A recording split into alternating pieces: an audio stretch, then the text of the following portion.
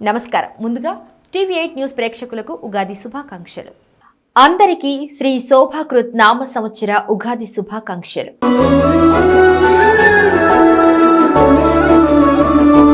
హిందువులు జరుపుకునే ముఖ్యమైన పండుగలో ఉగాది ఒకటి.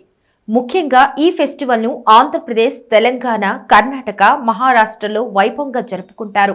ఈ పండుగను తెలుగు రాష్ట్రాలతో పాటు కర్ణాటకలో ఉగాదిగా, మహారాష్ట్రలో గుడి పడ్వాగా, తమిళనాడులో పుత్తాండు అనే పేరుతో, మలయాళీలు విష అనే పేరుతో, సిక్కులు వైశాఖిగాను, బెంగాలీలు పోయిలా బైశాఖ్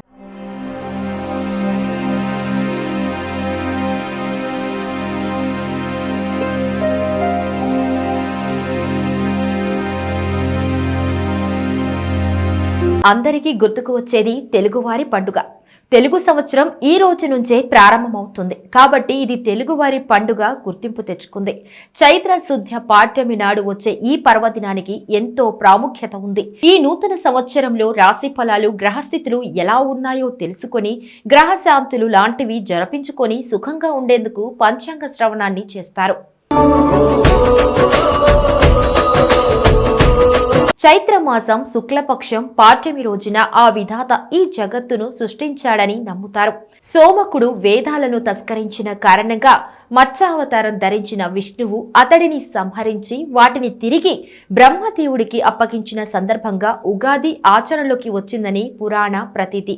చైత్ర శుద్ధ పాడ్యమి రోజున సూర్యోదయ వేళలో బ్రహ్మదేవుడు సృష్టిని సృష్టించాడని అంటారు. అంటే కాలాగణాన్ని, గ్రహ, నక్షత్ర, ఋతు, మాస, వర్షాదికులను బ్రహ్మదేవుడు ఆ రోజు వర్తింపచేస్తాడని నమ్మకం.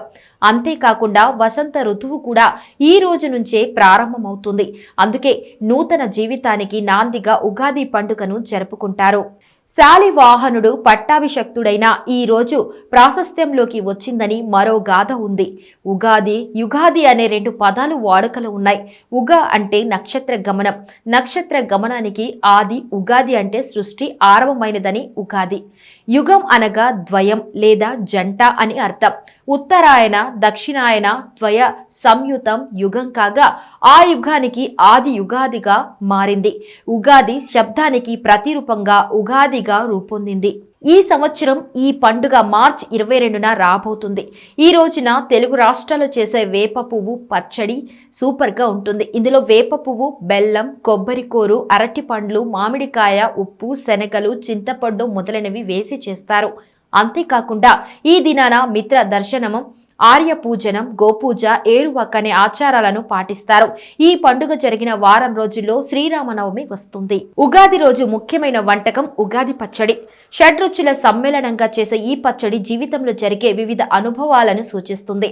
జీవితంలో అన్ని భావనలను చెప్పే భావం ఇందులో ఇమిడి ఉంది. పచ్చడి ఒక్కొక్క పదార్థం ఒక్కో భావానికి, అనుభవానికి ప్రతీక. బెల్లం తీపి, ఆనందానికి ప్రతీక. ఉప్పు జీవితంలో ఉత్సాహం, రుచికి సంకేతం. వేప పువ్వు చేదు, బాధ కలిగించే అనుభవాలు. చింతపండు పులుపు, నేర్పుగా వ్యవహరించాల్సిన పరిస్థితులు. పచ్చి మామిడి ముక్కలు, వగరు, కొత్త సవాళ్లు. కారం సహనం కోల్పోయేటట్లు చేసే పరిస్థితులు. మరొకసారి అందరికీ శ్రీ శోభాకృత్ నామ సంవత్సర ఉగాది శుభాకాంక్షలు. నమస్కారం.